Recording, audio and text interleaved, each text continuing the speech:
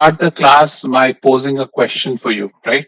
Last class we looked at a bunch of parameters, right? So whenever you want to pick a particular logic family, or when you want to design a system, what are the key performance metrics that you need to look at when you want to pick a certain logic family?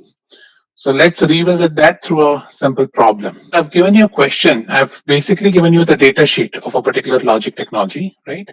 So I've said that the data sheet is a quad 2-input NAND gate. So when I say something is a quad 2-input NAND gate, what do you think the data sheet? How many gates there are in this chip? Anybody? 4, right? So whenever I say something is a quad chip, it means that it has 4 gates in it. So this chip has 4 gates, 4 2-input NAND gates in the chip, right? And so what I'm asking you is, I've given you all these parameters, right? And I've asked you, so all your VNs, VIs, VOs have been given, IIs and IOs have been given, ICC, which is a supply current, has been given, your delays have been given, and the supply voltage has been given. Right? And I've asked you to calculate 4 quantities. 1, what is the average power dissipation in a single NAND gate?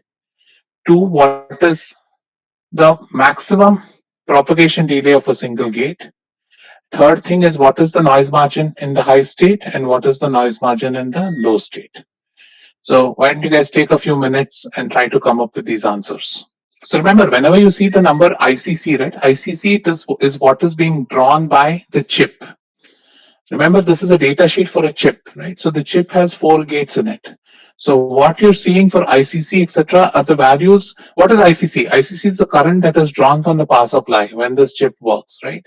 And so whenever you see that ICC number, it is the supply current that is being drawn. So the second one, at least you guys should be quick. So how about the second one? What is the average propagation delay of a single gate? Can you answer that question? Let's leave the power dissipation for now. Let's answer 2, 3, 4. What is the maximum propagation delay of a single gate based on the data sheet given to you? Correct. It's 15 nanoseconds, right? Because it is specified here that the propagation delay for the output to transition from low to high is 15 nanoseconds, and it's the same from high to low. So that includes both the transitions, right? When you're going from low to high and high to low. So both are equal to 15. So the propagation delay of the gate is going to be the average of 15 and 15, which is 15, right? So that is your propagation delay of the gate. How about the high state noise margin? What is that equal to? So Adarsh, if you have different values, normally we won't take the average, we'll take the maximum of the two, right? So my mistake, I wouldn't take average, I would take the maximum of the two. Remember, it's worst case, right? So you will take the delay to be the maximum of the LH and HL. So guys, I misspoke earlier, please note. When I'm talking about the worst case delay of the gate, if tpLH and tpHL are different, I will quote the larger of the two numbers. Yes, so high state margin is given by VOH minus VIH, which is basically 2.7 minus 2, which gives 0.7 volts. And what is your low state margin? 0.4 volts, right? Again, it's given by VOL minus VIL. VOL is given to be, where is it? Sorry, the other way around. So it is given to be 0.8 minus 0.4, so it is 0.4 volts.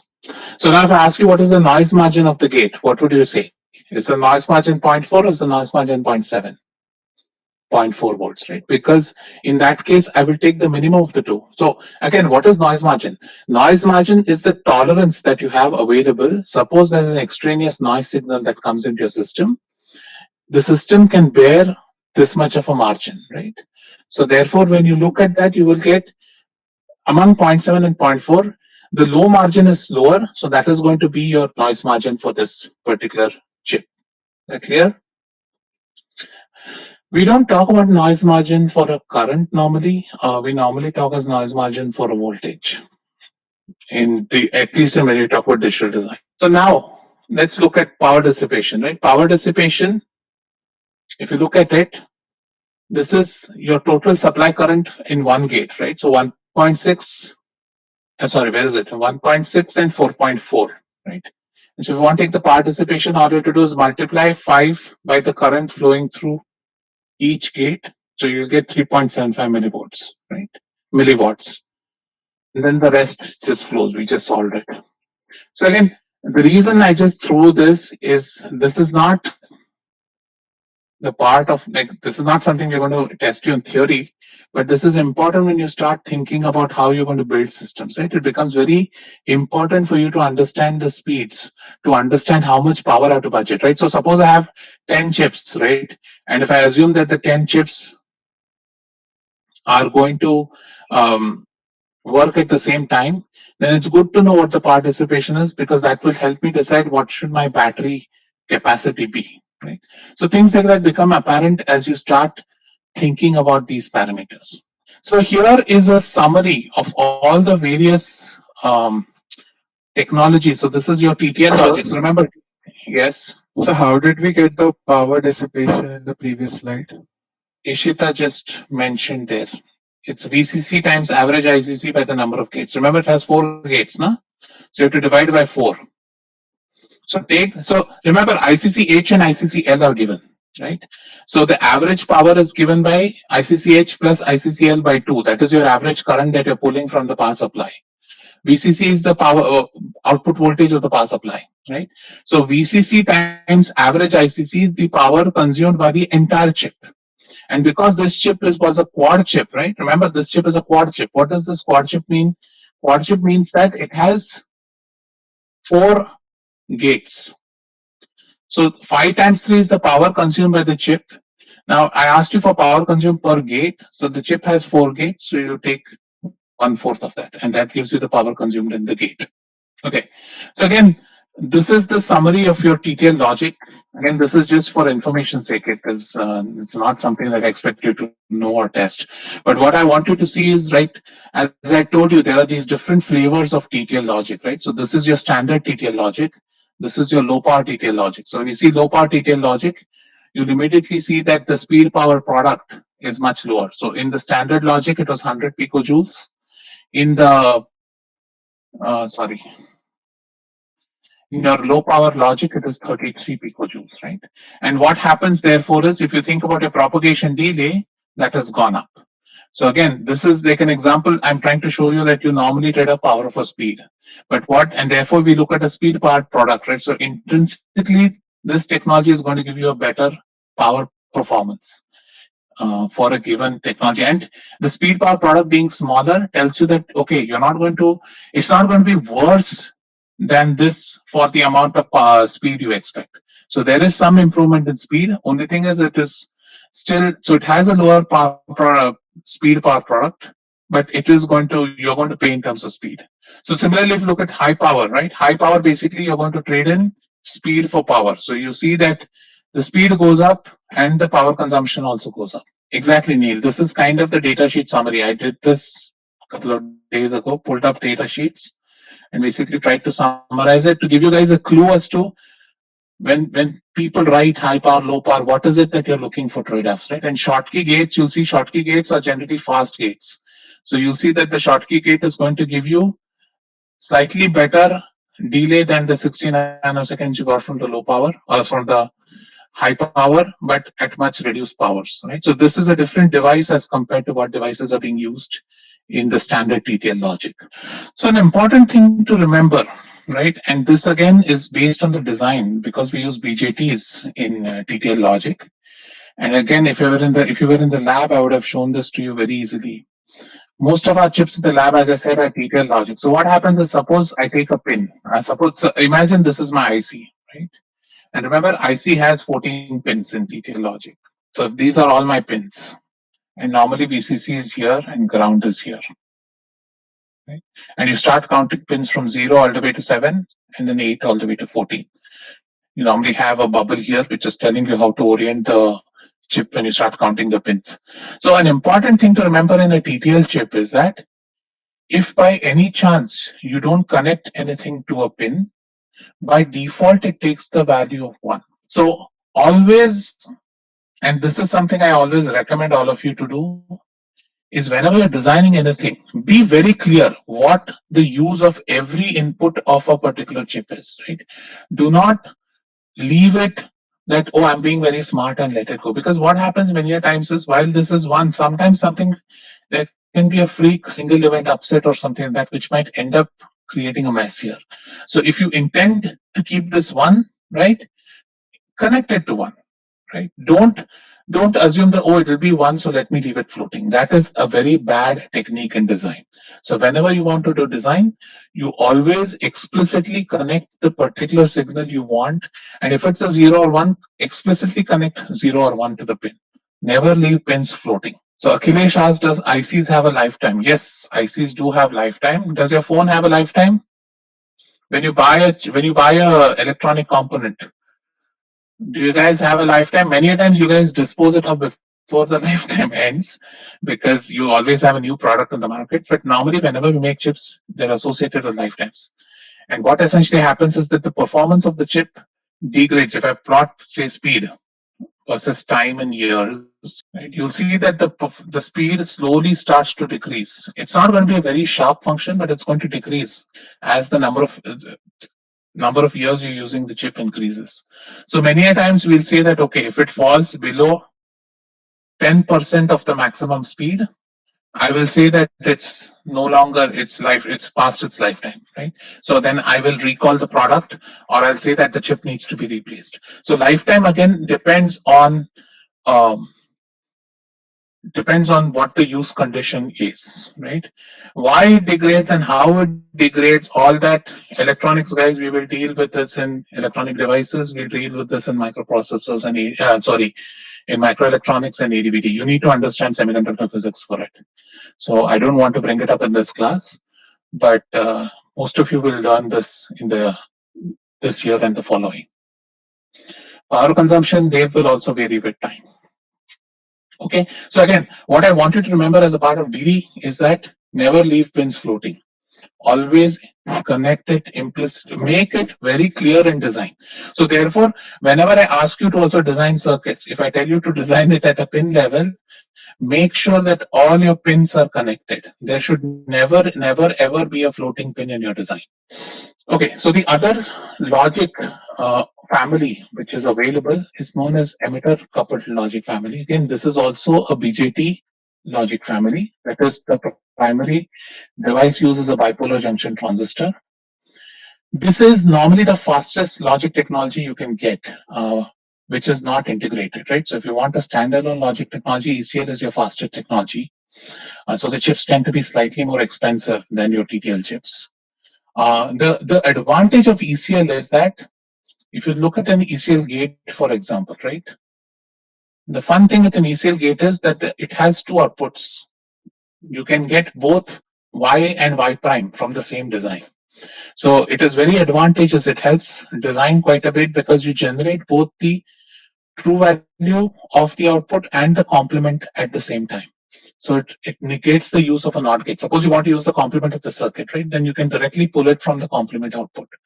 So that is again because of the way the design, transistor level design of this gate is, but you get the complemented output for free. So ECL designs tend to be much more compact than your regular TTL designs. Right? And another advantage which ECL has a very large fan out. And also it can be used to drive long lines. When I say drive capability, right? Drive capability comes about, suppose you have a PCB, right? And you have an output of a gate. And suppose one chip is sitting here and the other chip is sitting far away, right? So the output of this has to travel through a metal line to the other chip. Okay.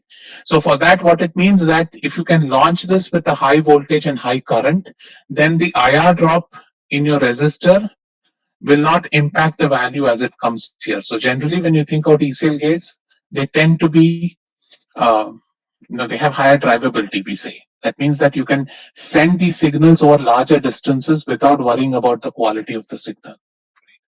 And again, so these were initially manufactured at Motorola, and I think now, I think Honor, I don't remember. I think Motorola, I think Fairchild makes it now. So if you look, correct me, okay, go back and read about it. I think Fairchild makes it now.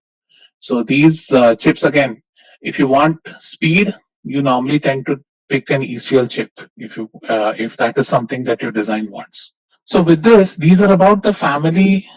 So again, remember here there is not. I want you guys to get a flavor as to How do we pick chips, and what are the trade-offs generally used when you think about implementing a design on a PCB, right? So these hopefully will give you an introduction. So now my expectation is when you read a data sheet, it doesn't appear incomprehensible. So you understand what a data sheet means. So you understand what are the parameters I need to look into a data sheet. Suppose I want to use that chip in my design, right? So my hope is with the information I presented to you, it makes you slightly more comfortable in reading data sheets and understanding how to use chips. So now we'll get to the fun. I'm going to teach you designing of gates using only one transistor. So we are going to design gates using CMOS transistors. So anybody recall um, from ES what a MOSFET was? How many terminals does a MOSFET have? Anybody? Three.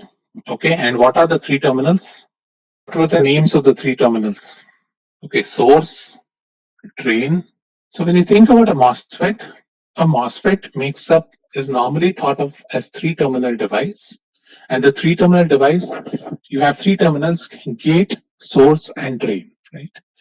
And so if you think about the symbol of the MOSFET, what does the MOSFET? So I'll draw an NMOS, right? And NMOS is a very simple symbol. It is essentially this. And let's quickly understand. Again, this is a very involved subject. The electronics guys will do this in detail in the rest of the semester when you do ED. But for all of you who are in DD, I want you to just get a flavor of MOSFETs and how do we use them in circuit design, right? So this is your drain, this is your source, and this is your gate, right?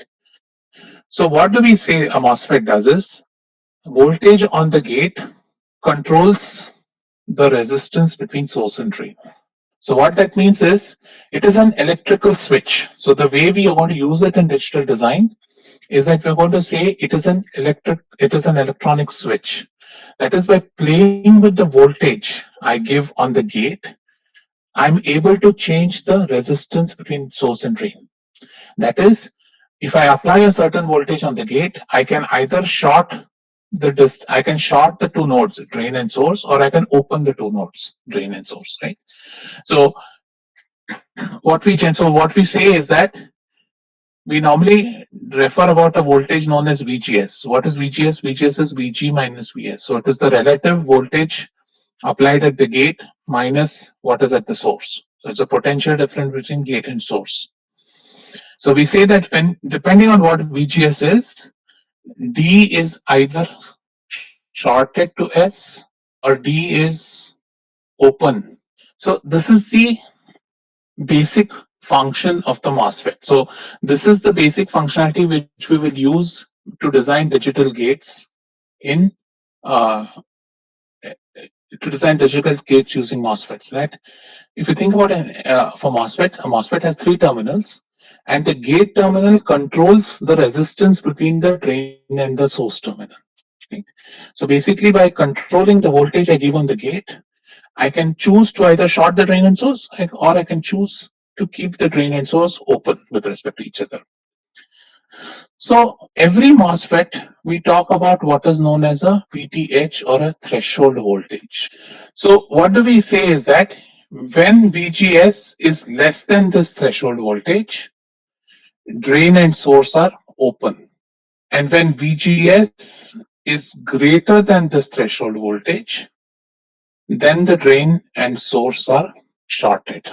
So this is the most simplest model of a MOSFET.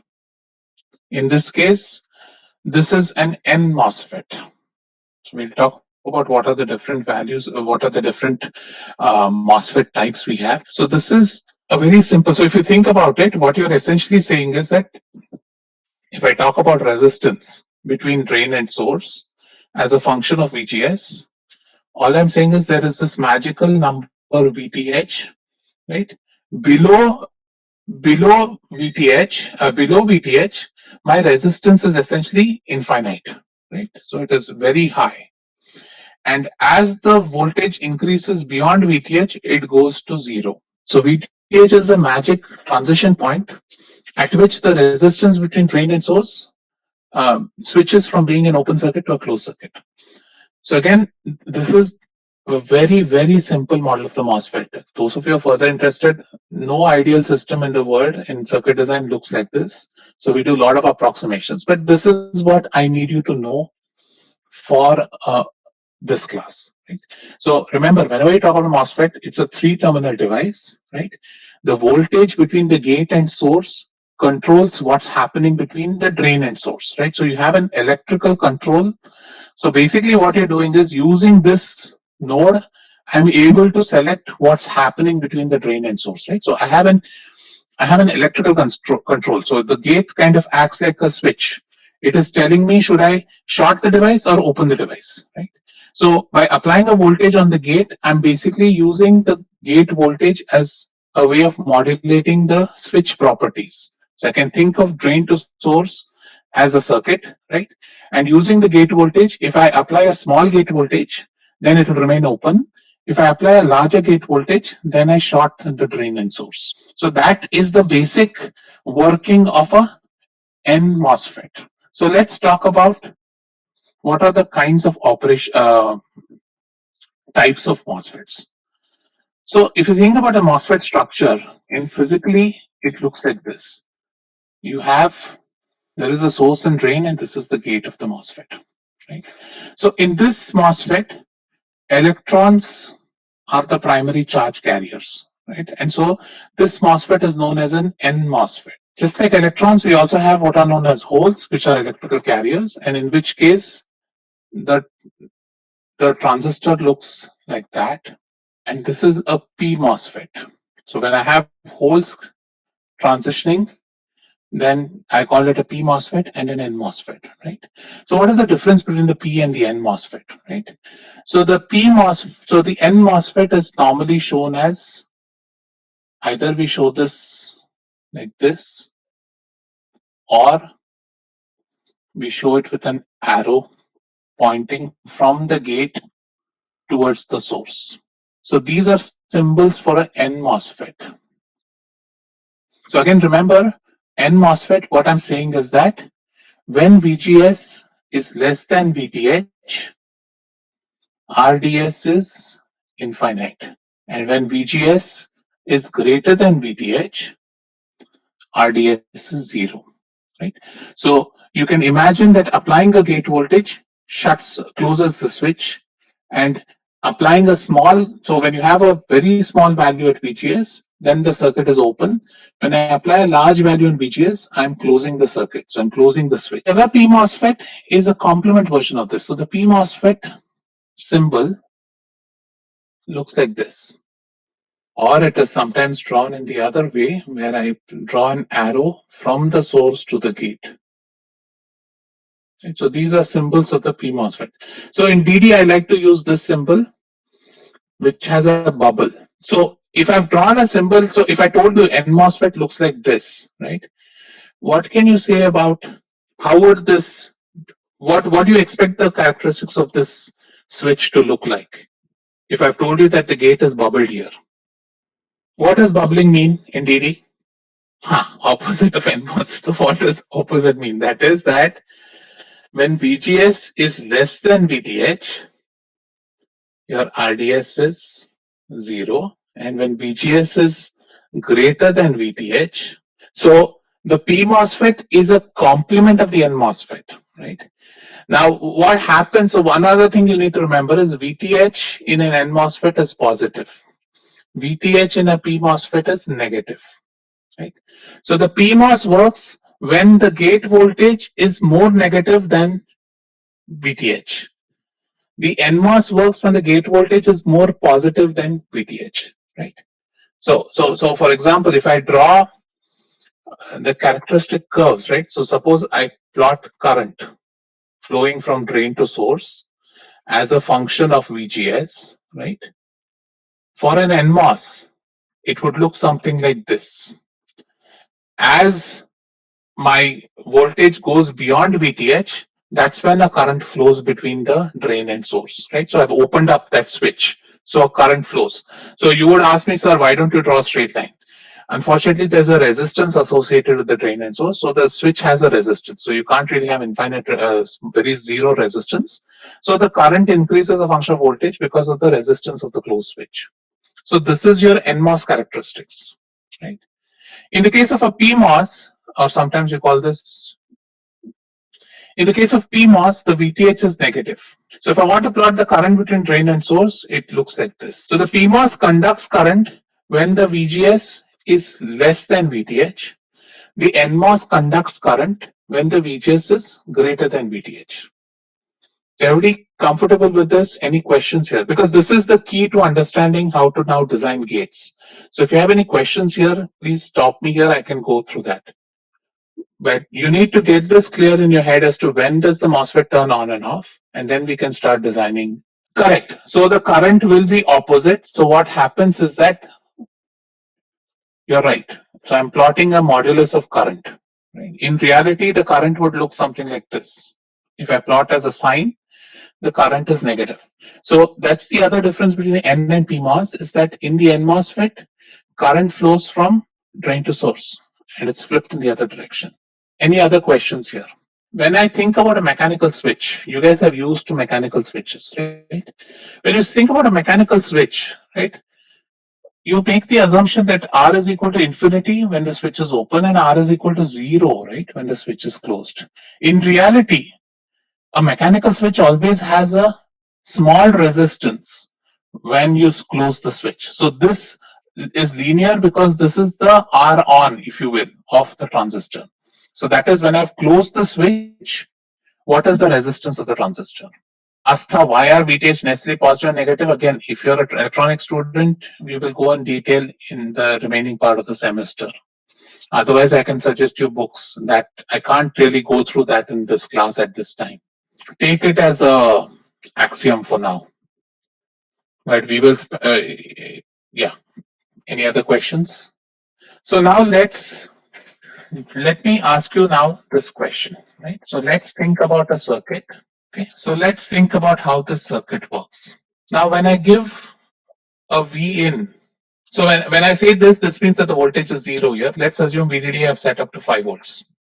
Okay, let's assume that we've done this.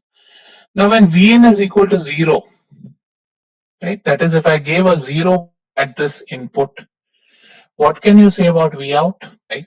So let's think when V in is 0, VGS, so remember this is the gate, this is the source, this is the drain, right? So when in the MOSFET, what's happening is when VGS is 0, right, this NMOS is turned off. So it's an open, the switch is open, right? Because the switch is open, no current is flowing through this branch, right? Because this node D and S are open to each other. So what happens is that no current flowing here, so V out goes up to 5 volts. Everybody with me? Right? When V in is 0, this transistor is an open circuit, right? The VGS is less than VT. Again, let's assume VTH. Let me give you a VTH value of say 2 volts. Right? It's an N MOSFET, right? So the VTH is a positive number. Ishika, will there be a potential drop of R if there's no current flowing through the circuit? Right? So because Vn is 0, VTH says 2 volts, then we know that VGS is less than VTH. So this transistor is shut off. That is, drain to source are open. And because drain to source are open, if I think about when Vn equal to 0, my circuit essentially looks like this. So when Vn is equal to 0, my circuit essentially looks like this. I have this VDD and Vout, but this drain to source is open, right? So therefore, what's going to happen is my Vout is going to climb up to 5 volts because there's no current flowing through this resistor. On the other hand, let's say I give a Vn of 5 volts. If I give a Vin of 5 volts, what happens? In that case, my VGS becomes 5 volts, right? Which is greater than VTH. So in that case, my circuit looks like, I can think of a very small on resistance. I can think of this and VDD, right? So I have actually shorted the drain and source because my Vin is high, right? And now if I ask you what Vout is, what can you tell me the value of Vout is? Is it going to be closer to 5 volts or is it going to be closer to 0 volts, right? Again, that depends on the ratio of R and R on, right? So if I pick R, which is much higher than R on, right? Then I can say that V out is approximately equal to 0.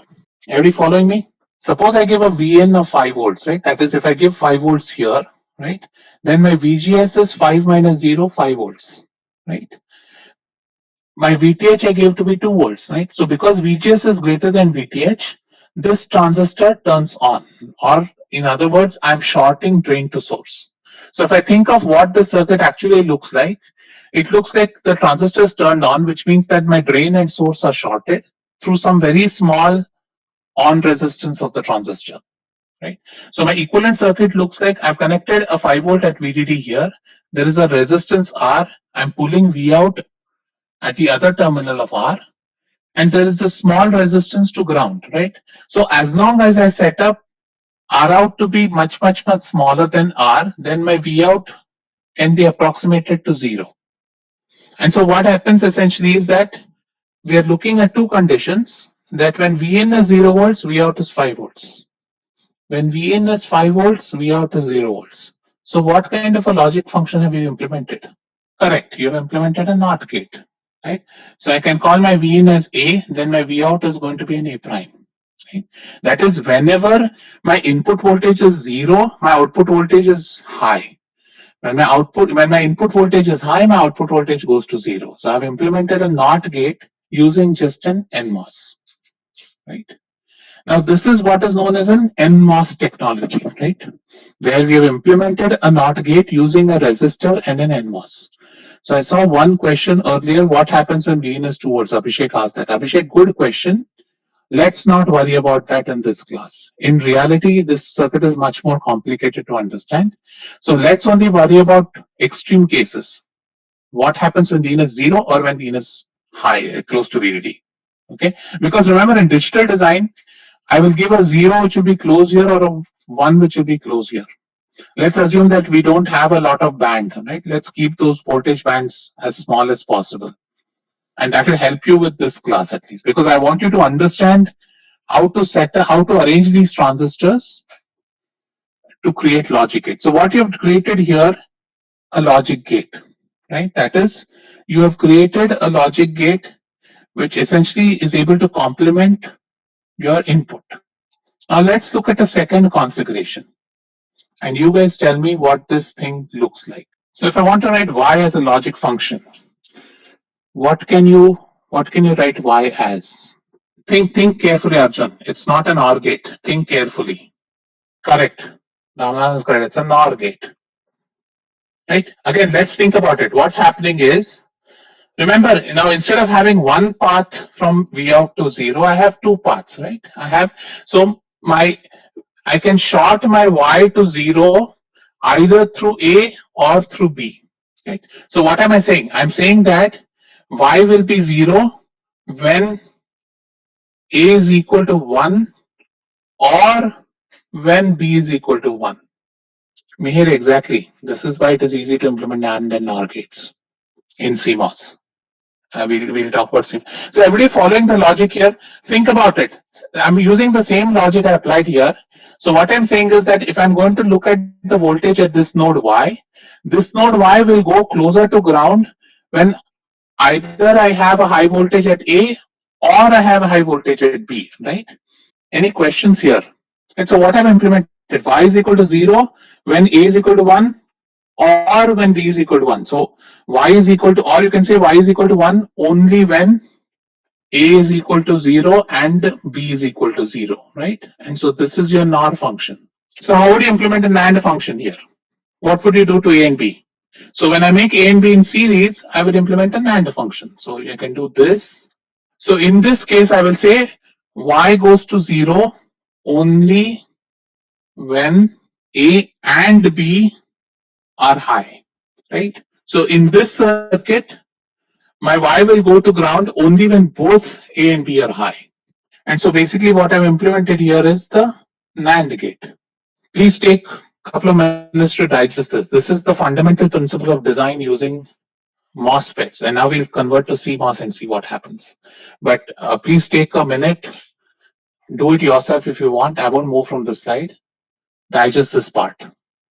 If you have any questions, please type it on the chat box or unmute yourself and ask. So Rohit asks for an OR gate, we will use PMOSFET. No, Rohit, we'll talk about it. For the OR gate, you'll implement by using a NOR with a NOT. Yes, Adarsh, we always assume R on is much, much less than R. So Karthik will discuss PMOSFETs. Just give it a bit. We do NMOS first, then we'll do PMOS. Yeah, you can do negative logic. That's fine too. Okay, so when we say A and B are high, then no. When we say A and B are high, means VGS is 5 volt. Real? When I say some node is high, I mean that I've given 5 volts there, right? When I say A and B are high, I mean I've given 5 volts to both A and B. And therefore, what happens in that case is I will short these two terminals, D and S, and short these two. So what it looks like is this and a short all the way to ground, right? Because both these transistors get shorted because both A and B have given 5 volts to it. And so this is how my circuit looks like. And so my Y goes to 0, right? So my Y goes to 0 only when I give a high voltage at both A and the B, right? And so that's why that is the NAND gate. Am I clear? So now let's look. By the way, sorry, my titles are away because I decided last moment to flip the way I'm teaching. So let's look at another way to implement this using PMOSFETs. Okay. Now suppose I had done this. Now in the PMOSFET, let me in the PMOSFET for it to work. Remember. And this is again something out of the syllabus. For it to work, normally you set up a PMOSFET which looks like this. That is, you connect the source to VDD and you connect the drain to Y. Okay. Again, why and how, unfortunately, is out of the scope of this class. But this is how we normally connect a PMOSFET. So again, remember for PMOSFET, we are looking at the voltage difference between these two nodes, right? So now can you tell me when does Y go to 0 and when does Y go to 1? So remember, a PMOSFET turns on when VGS is less than VT. And VTH, say, let's assume VTH is minus 2 volts. Let's assume VDD is 5 volts, right? Let's assume there's some R here. So now tell me, so suppose I apply a 0 volt here at A. What is VGS? So if I apply a 0 volt at node A, what is VGS equal to? Minus 5, right? And minus 5 is less than, right? So what it means is that this is shorted. So because this is shorted, right, Y becomes equal to VDD or it is equal to 1. Now when I apply a Y as high as 5 volts, right, then VGS becomes 0, right? So when VGS becomes 0, this transistor is shut off and so your Y becomes 0. So what you're seeing is when I connect the PMOS in the other direction, that is when I connect the PMOS to VDD, also I get an inversion function, right? So I can now write my Y as A prime. Again, take a minute to digest. Okay, remember a PMOS, the PMOS works in the fashion that when VGS is less than VTH, right, then drain and source are shorted, correct? And so therefore what happens is when my VGS, so now when I apply a voltage of 0 volts to A, right, my VG is 0 volts, my VS is 5 volts. So my VGS is minus 5 volts, right? Which is less than minus 2 volts. So that means my drain and source are shorted, right? Which means that there is no resistance between VDD and Y. So Y goes up to close enough to VDD. When my A is 5 volts, right? My VG is 5 volts, my VS is 5 volts. So VGS is 0 volts, which is greater than minus 2 volts, right, which is VTH. So in this case, your drain and source are open. So the circuit essentially looks like, and so in that case, your Y goes to 0 when A is high, right? So same logic as the NMOS. If I apply the PMOS in near the VDD, then the PMOS gives you the same function as your NMOS in the sense that this is also an implementation of the NOT gate. Shika, it is called a PMOSFET because the carriers in these are holes, and holes are generally represented with the syllable P. Everything I'm doing is for positive logic. Guys, I'm not talking about negative logic here. Or in other words, I can say when the right way to say this is, and this is why all your data sheets talk in terms of high and low, right? So this is why the data sheet looks like high, low, right? Because the same questions you guys are asking, positive logic, negative logic. So writing zeros, one don't make sense. So we say when A is a high voltage, Y is a low voltage. When A is a low voltage, Y is a high voltage. Right? So what I've shown you so far are PMOS only or NMOS only.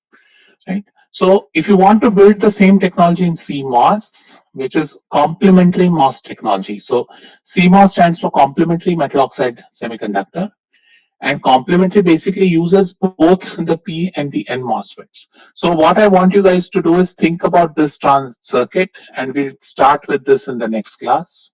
So CMOS is used basically, remember, resistors take up a lot of area.